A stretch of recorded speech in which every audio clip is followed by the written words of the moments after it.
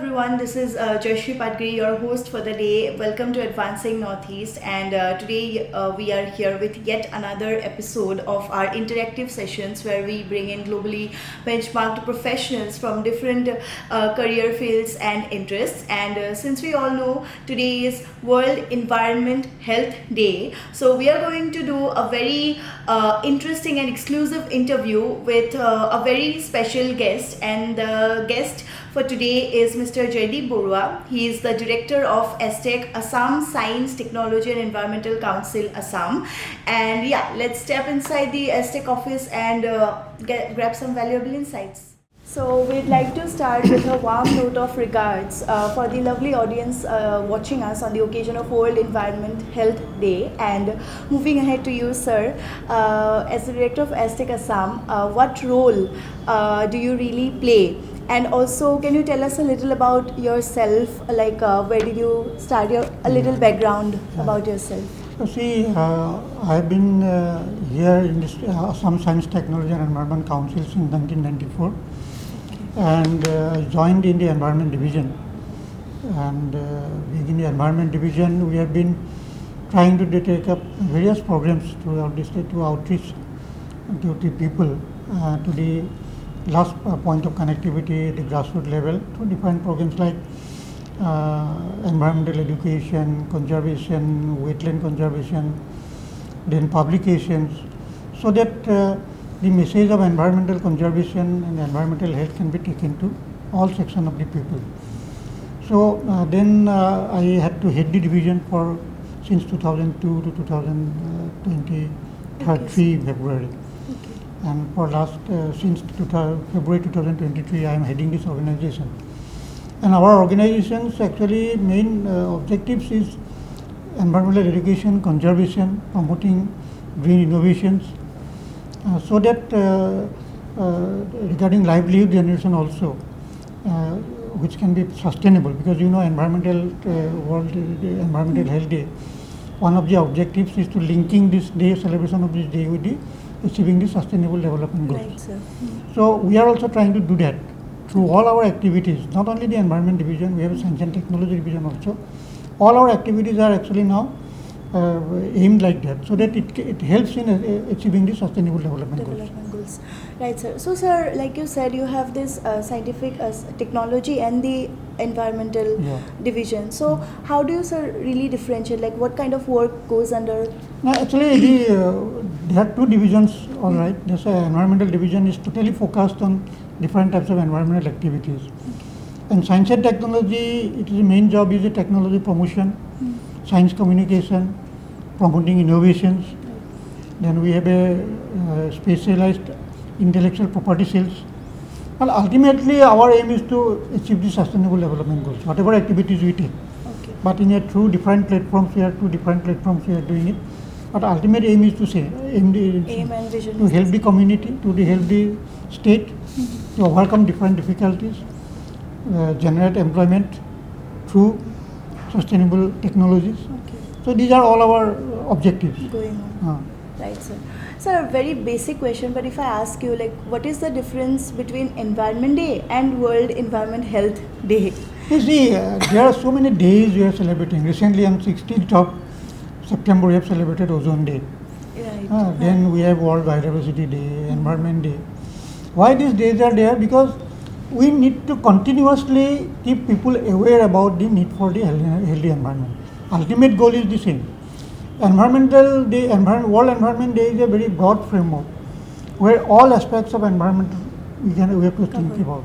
Everything, starting from the pollution, biodiversity conservation, then climate change, everything. Similarly, this Environmental Health Day, ultimate goal is the same. We have to give a clean and green environment for the safety of the all the living systems of this world, including human beings.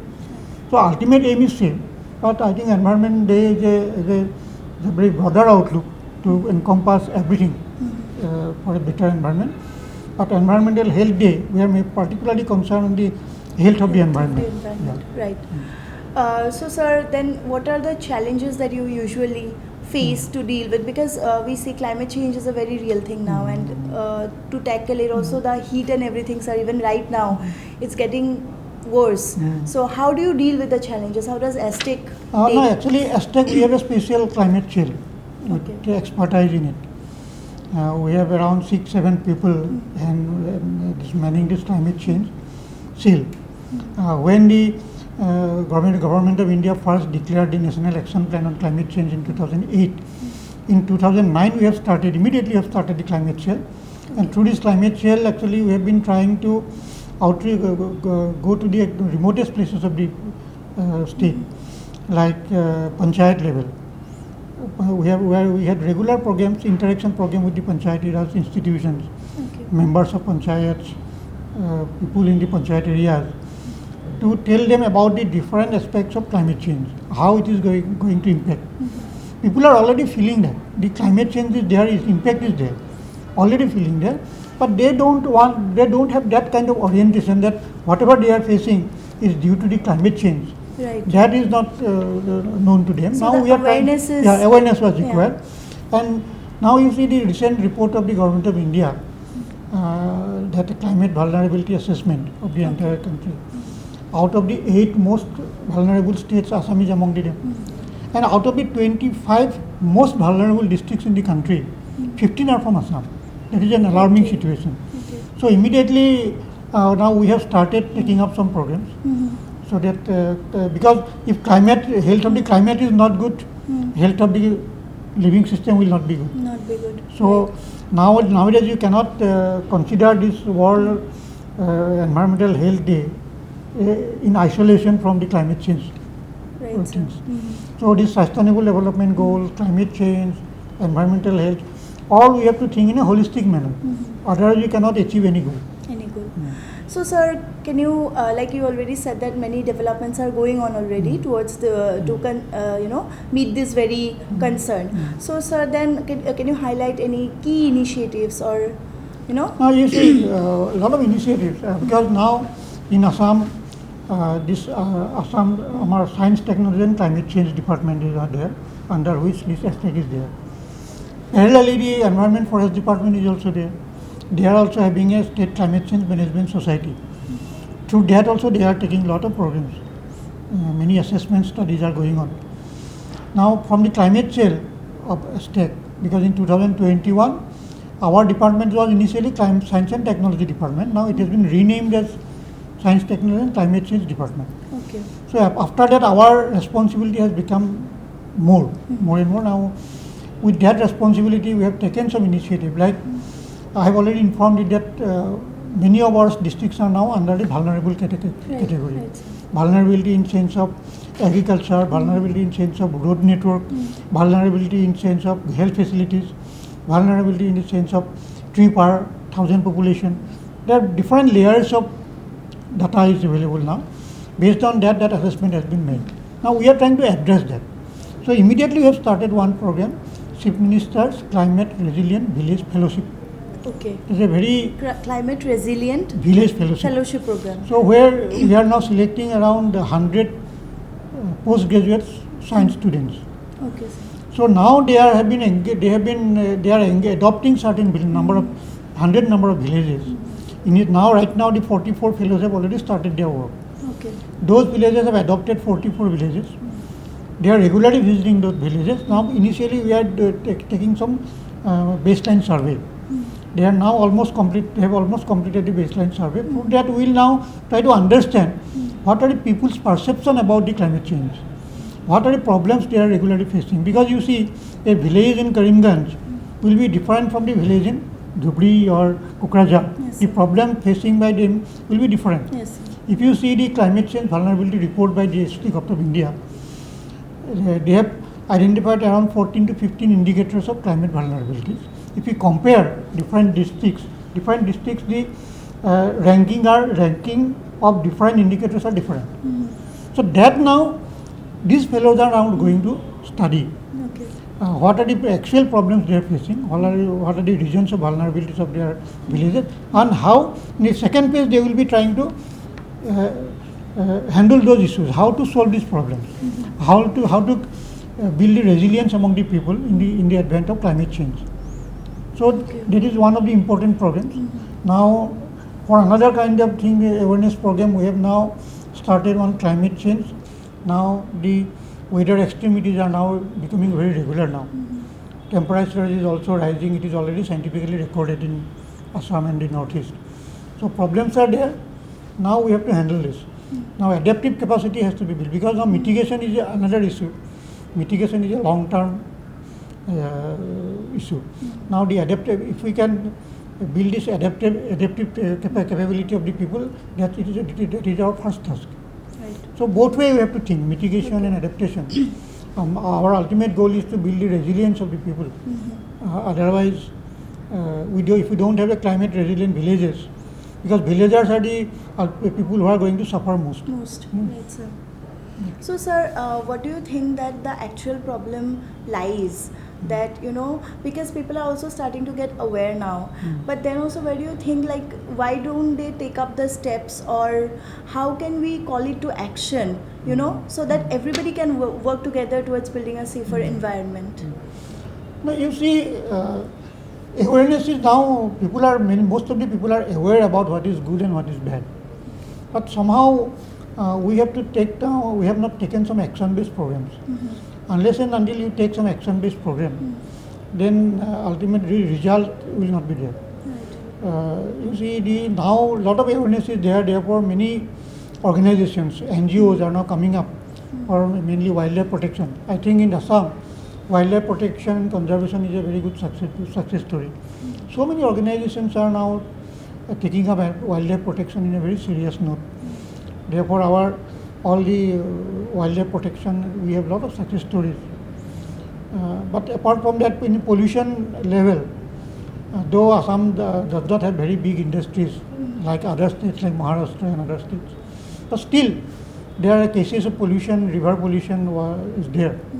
Like our very known river, that Borolu river, then some other rivers like Kalong rivers, lot of informations are there about the pollution. But now here also we need a lot of people's participation, because so many awareness programs are there. Still are there people who throw their garbage to the rivers, to streams. It is already there.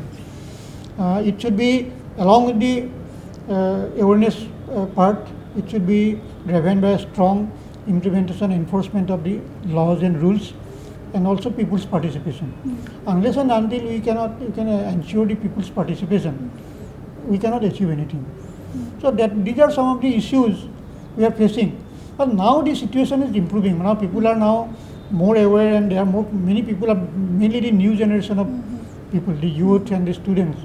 Now they are very aware about and very conscious about this environment. Right.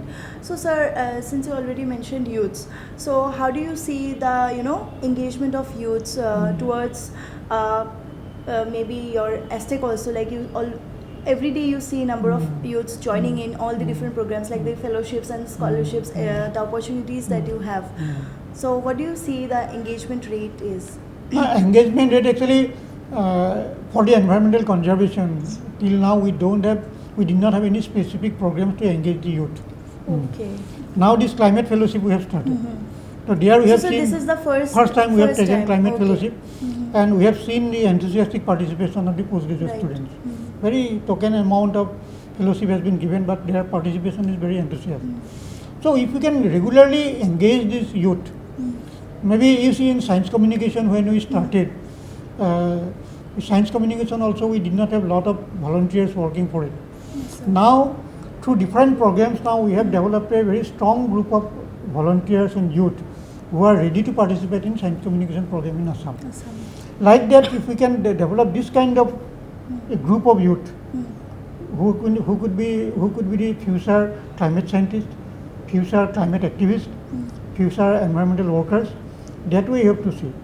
But in the many NGOs are coming forward, like Aranyak is there, Assam Science Society is there. They are regularly doing programs. Many youths are coming forward to work with those organizations, and we are trying to promote those organizations also, to bring more and more people. Because ASTEC is a single organization, we cannot reach out to all type of section of people. Right, sir. So it's a collective effort that is I going am on. very happy that NetFee is also now taking our outreach program. Yes, sir. So I think through this kind of programs also you can reach out to many youths in future. They can also come forward. Right, sir. Also, sir, like you mentioned science communication, most of our students who are interested in environmental studies and everything, they really do not know that there is actually an academic course also where they can study science communication. Like I was a mass communication student, we had science communication. So, sir, can you just aware a little, about how it goes if somebody is an environment enthusiast, if somebody wants to work professionally. So So actually the science communication, if we are a good science communicator, then you can be a good communicator in the field of environment also. Theory is same. And but is the science communication and normal mode of journalism little different. Science journalism also little different because here you have to tell the truth only. Truth and truth only. You cannot go beyond that because science does not work on any kind of some kind of perception or some kind of hypothesis. If you are going to the people, you have to go to with the truth. stating facts. Stating fact. That is the difference between the other mode of journalism. In journalism, in many cases, from the perception also we can write something to create awareness. But science, you have to go with the facts and data and statistics. So therefore, if you are coming to science communication, so you have to be very serious. And there are many courses like Guwahati University has that course of science communication journalism.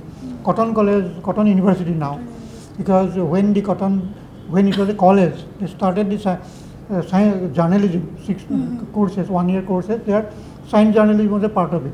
Okay. But now in Assam, directly science journalism course is not there. But in other some in the outside our Assam, there is science communication courses. So Tejpur University. Tejpur University has now started.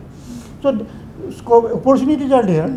But if you want to take science communication and journalism as a profession, lot of scopes are there. Lot of scopes are there. Now, also, sir, environmental scientists, all these roles are. Because when you go for science journalism or science communication, environmental science will automatically come there. You cannot keep it in isolation. Combined together, if you have a scientific point of view, then only you can do proper justice to your environmental education and awareness. So the right amount of knowledge and grooming. So then, sir, what are the main skills you think that are necessary to be? Because only wanting to do something just for the sake of doing it professionally won't suffice.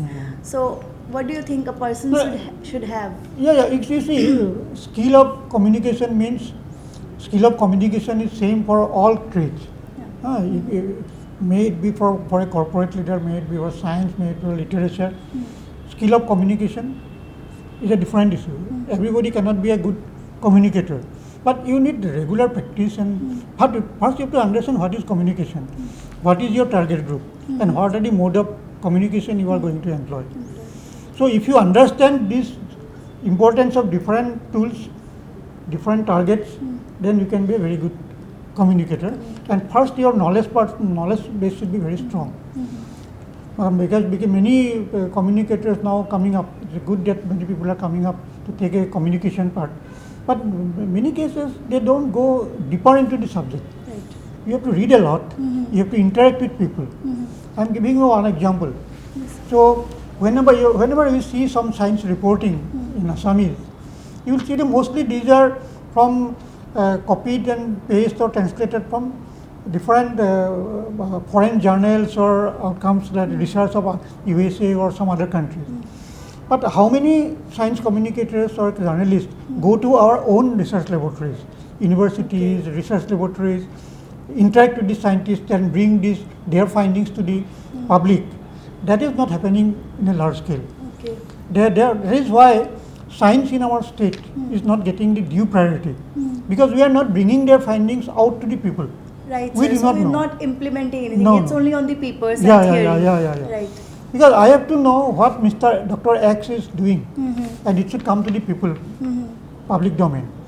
And first, there should be interest of the scientist to tell it to the people.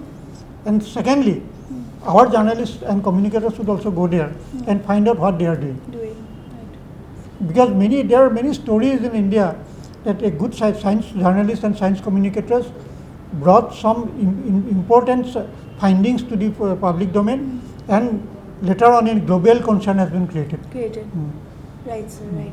So that is something that can Yeah, be done yeah, and yeah, yeah, needs yeah. to be done Yeah. in the real. A lot of environmental if you go to Assam Agricultural University, they are doing very good job research on impact of climate change on agriculture. But many of our people do not know. Do not Public know. people do not Yeah. know. Right, sir. It is a So what is responsibility. the of value ultimately? Where is the They are implementation? doing it silent. They Yeah. are having good success stories. Yeah. But as a common people, it should be brought to the domain of common people. Right, sir. So, sir, you have already highlighted all the key points, and I'm sure our audience have been quite beneficial from it.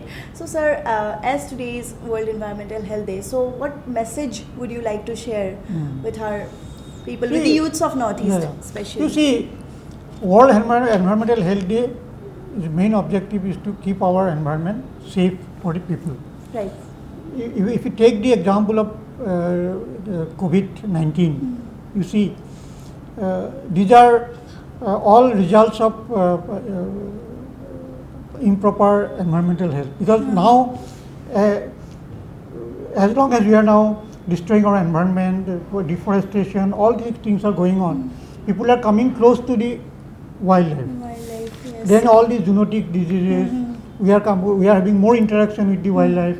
Then when you are increasing your interaction vicinity to the forest, then many problems are coming out.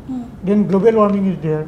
So we should not, we try to contribute whatever small manner for reducing the emission of carbon dioxide, so that health of the global warming can be controlled as per the target set by the global community by 2070. But every small contribution will ultimately give the ultimate goal. Then our environment will be healthy, because with the increase of temperature, all these insects and all the pests, and they are becoming more active. More diseases are coming up. So these are some of the issues. So this is my small steps, small like steps. not throwing the plastic As an individual citizen, we should take small steps. Yes, sir. Reducing the small single-use plastics. Everybody knows about it, but they are not practicing it. Right, sir. So, sir, anyway, ASTEC has been doing a lot towards it, and Assam is really, we are really grateful that development is happening, and we can be positive that many more such, like you said about the youth engagement program also, which have been started now, and everybody watching us, if you are interested, everybody can come up and join, and also connect with ASTEC. Like, if you have any, personal inhibitions, to share with us or to share with sir, because it's ultimately how we work together, right, sir? So, would you like to mention any future goals, sir? Any specific goals of ASTEC? No, you see, now our one of our major focus is now climate change. You'll be happy to know that this year we are going to start a Green Innovation Fund. Okay. So Green Innovation Fund is a very big initiative by the government of Assam through ASTEC, and where we are going to promote green innovation. We are going to support the innovators. We are going to support the enterprise development on green technologies. We are going to demonstrate green technologies and any kind of green innovative initiative which is going to ultimately contribute to the health of the environment. Sir, any kind of discoveries also it might be? Any kind of innovation, any innovations which is green. Green technology, green chemistry, green industrial processes. Invention also. We are going to support and promote it. Okay, so wonderful initiative. So thank you so much, sir, for your time, wonderful time, and for your wise words. And also thanks to ASTEC for doing whatever it is doing, and we can only be hopeful for a great environment, for a healthier environment. And yes, hope to collaborate more with you and ASTEC, sir. So thank you for watching. Thank you.